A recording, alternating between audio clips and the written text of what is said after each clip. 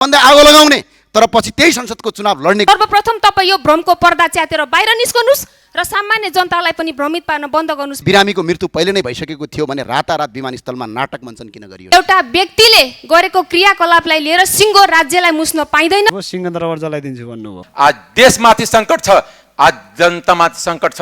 चारैतिर व्यवसायदेखि लिएर नागरिकदेखि लिएर युवादेखि लिएर विद्यार्थीसम्म निराशा छ। हामी निराशा नबाटौँ। जुन युवाले प्रश्न सोध्ने अधिकार माग्यो आज त्यही युवालाई प्रश्न गर्नबाट वर्जित गरिएको छ। 20 देखि 25,000 रुपैयाँको तलबका लागि कुनै नेपाली विदेश जान बाध्य नहोस्। सागका मुठा बेचेर होस् या मकै पलेर होस् वा पानी परिरहेको बेला ठेलागाडामा चटपटे बेचेर होस् आफ्नै देशमा बसेर आफ्नो परिवार पाल्न सक्ने वातावरण राज्यले बनाओस् भन्नु हाम्रो माग हो। ढुङ्गा बोल्छ मान्छे बोल्दै बोल्दैन भन्थे त्यस्तै अहिले हामी सम्पूर्ण दल मिल्यो भने मात्र यो राष्ट्र बाँच्न सक्छ, यो संविधान बाँच्न सक्छ, यो देशको लोकतन्त्र बाँच्न सक्छ र देशको निराशा हट्न सक्छ। हिजो पनि हत्यारा थिए, आज पनि हत्यारा नै हुन्। कतै तपाईँको चाहिँ छिमेकी मुलुकले मिच्ने होइन भनेर मलाई डर लागेको छ सभामुख महोदय। प्रहरीको गोली चल्यो, 77 जनाले ज्यान गुमाए। त्यही आन्दोलनले एउटा सरकार ढल्यो र अन्ततः सम्माननीय बालन शाहलाई 182 सिटको बहुमत दियो। यो देशमा बाँच्न सकिन्न, गर्न सकिन्न। यो भाषा निर्माण यो संसदबाट कम्ती नगरौँ। सत्तामा छ भोलि प्रतिपक्षमा होला। जो हिजो सत्ता पक्षमा थियो आज प्रतिपक्षमा छन्। स्टे गर्नुभयो कि यो सदनमा आएर प्रधानमन्त्रीज्यूले आफ्नो अभिव्यक्ति फिर्ता लिनुपर्छ सभामुख महोदय। वर्तमान सरकारले ठेकेदार मार्फत लाने ठुलो षड्यन्त्र गरिरहेको छ। हामीले कहिले सडकमा जथाभावी पार्किङ गर्न पाउनुपर्छ भनेका छौँ। त्यसमा दम र हिम्मत छ भने संसदको रोस्टममा हेरियोस्। प्रहरीको रुखो अमानवीय र अपमानजनक व्यवहारका कारण कुनै नागरिकको आत्महत्या गर्न बाध्य नहोस्। कानुन सबका लागि बराबर हो। सम्माननीय सभामुख महोदय, ट्राफिक नियम उल्लङ्घन गर्दा सर्वसाधारणलाई कारबाही हुन्छ भने सिट बेल्ट नलगाई गाडी चलाउने गृहमन्त्री र प्रधानमन्त्रीलाई चाहिँ कारबाही किन हुँदैन? सम्माननीय सभामुख महोदय, दलनका बिरामीलाई अपराधी जस्तै हिँडाएर किन अस्पताल लगियो, एम्बुलेन्समा किन लगिएन भनेर प्रश्न गरेका हौँ। नेपालको कुनै पनि डाक्टरलाई सोध्नुहोस्, जलन भएको मान्छेलाई अपराधी जसरी हिँड्यो भने 75% मान्छे 100% मर्ने चान्स हुन्छ। जलनका बिरामीलाई वीर अस्पतालमा उपचार गराउने हो कि किर्तिपुरको जलन अस्पतालमा हो? सम्माननीय सभामुख महोदय, सर्वोच्च अदालत सिंहदरबार जले सभामुख महोदय।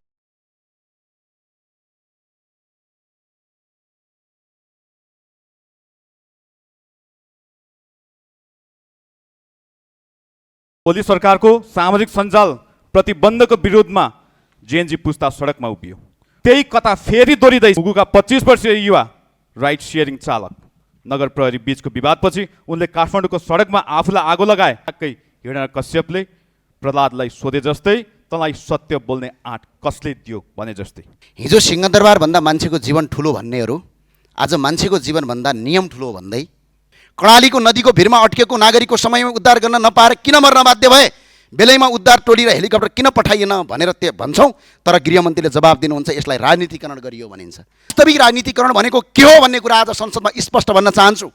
पानी बाँड्न गएको हौँ भन्ने, पोसाक लगाएका विद्यार्थीलाई ढाल बनाएर लासको सिडी चढ्दै राज्य सत्तामा पुग्ने गतिविधिलाई राजनीतिकरण भनिन्छ। नेताको तलब सलब हटाउनुपर्छ, अगाडि पछाडि ट्विटी गाडी सुरक्षाकर्मी राख्न हुँदैन भन्ने, तर सत्तामा पुगेपछि आफ्नै अगाडि पछाडि सुरक्षाकर्मीको लावा लस्कर घेरा लिएर हिँड्ने प्रवृत्तिलाई राजनीतिकरण भनिन्छ। सबै आफ्ना कार्यकर्ता लगाएर न्युरो र सञ्चार माध्यम र कार्य र प्रतिपक्षका घर अगाडि अवैधानिक पार्किङ गराउने, उद्धार गर्नुपर्ने समयमा हेलिकप्टर नपठाउने, फोन नउठाउने, दादा र डनगिरी शैली देखाउने, तर पछि संसदको रोस्टरमा उभिएर रोएको अभिनय र नाटक गर्ने गतिविधिलाई राजनीतिकरण भनिन्छ। सम्माननीय सभामुख महोदय, यो राजनीतिकरण भनेको सबैको सम्पत्ति छानबिन गर्छौँ भन्ने, तर आफ्ना मन्त्री र नयाँ सांसदहरूको सम्पत्ति छानबिन गर्नु हुँदैन भनेर नीति बनाउने कार्यलाई राजनीतिकरण भनिन्छ। तर बिचौलियासँगको साँठगाँठको प्रमाण बाहिरिएपछि आफै समिति बनाउने, आफै समितिका सदस्यलाई थर्काउने, आफैलाई निर्दोष देखाउने र समितिका प्रतिवेदन लुकाउने गतिविधिलाई राजनीतिकरण भनिन्छ। देशका भौतिक संरचनामा आगो लगाउँदै सिंहदरबार खरानी बनाउँदै राजनीतिमा आएका होइनौँ। सम्माननीय सभामुख, बरु भ्रष्टाचारका विरुद्धमा विरोध गर्दा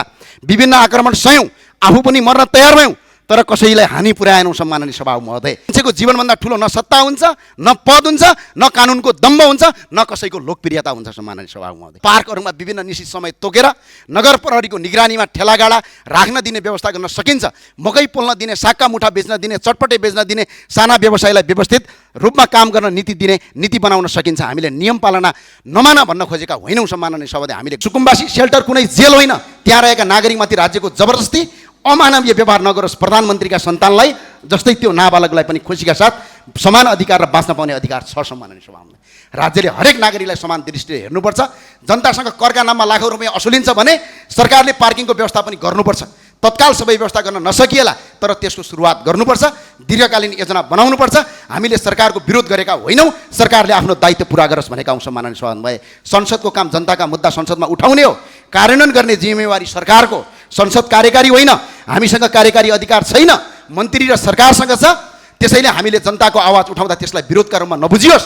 सरकारलाई काम गर्नुहोस्, गरिबलाई बाँच्न दिनुहोस्, साना व्यवसायलाई व्यवस्थित अवसर दिनुहोस्, विदेशी न बाध्य नागरिकलाई आफ्नै देशमा रोजगारीको स्वरोजगारको आधार दिनुहोस् भनेका हौँ। यो विरोध होइन, जनताको जीवन र अधिकारको पक्षमा उठाइएको आवाज हो। सम्माननीय सभामुख, यसरी अल्गोरिदम फैलाएर, घरको अगाडि पार्किङ गराएर जसरी तपाईँको राज्य आतङ्क सिर्जना गरिएको छ, यसो यो कालान्तर इतिहासमा एउटा कालो अक्षरले लेखिनेछ। सम्माननीय सभामुख, हस्, धन्यवाद। उनी बाहेक अरू कसैलाई ईश्वर मान्न पाइँदैन थियो र जब उनकै छोरा प्रहलादले प्रश्न गरे, सत्य बोले, त्यो प्रश्न नै अपराध ठहरियो। बाबुले छोरालाई डराउन खोजे, डुबाउन खोजे, हात्तीको खुट्टा मुनि थिचाउन खोजे। प्रश्न गर्नु नै त्यो राज्यमा सबैभन्दा ठुलो पाप थियो। सभामुख महोदय, सम्झौँ त 2025 को सेप्टेम्बर ओली सरकारको सामाजिक सञ्जाल प्रतिबन्धको विरोधमा जेएनजी पुस्ता सडकमा उभियो। प्रहरीको गोली चल्यो, 77 जनाले ज्यान गुमाए। त्यही आन्दोलनले एउटा सरकार ढल्यो र अन्ततः सम्माननीय बालन शाहलाई 182 सिटको बहुमत दियो, जुन जेएनजीले अभिव्यक्त स्वतन्त्रता माग्दै सडक ओगटेको थियो। आज त्यही जेएनजी आफैले रोजेको सरकारको लाठी खाइरहेको छ। जुन युवाले प्रश्न सोध्ने अधिकार माग्यो, आज त्यही युवालाई प्रश्न गर्नबाट वर्जित गरिएको छ। यो के हो सभामुख महोदय? आज यही देशमा त्यही कता फेरि दोहोरिँदैछ जस्तो लाग्छ। सुरक्षा घेराभित्र लुकेर हिँड्ने अनाधिकृत पात्रहरूको आतङ्क बढेको छ, प्रश्न वर्जित हुन थालेको छ। सभामुख महोदय, लोकतन्त्रलाई संस्थागत हुन नदिने एकपछि अर्को कार्य भइरहेको छ। सरकार निरङ्कुश बन्दै गइरहेको छ। सरकार सत्ताको उन्मादले हुनुपर्छ।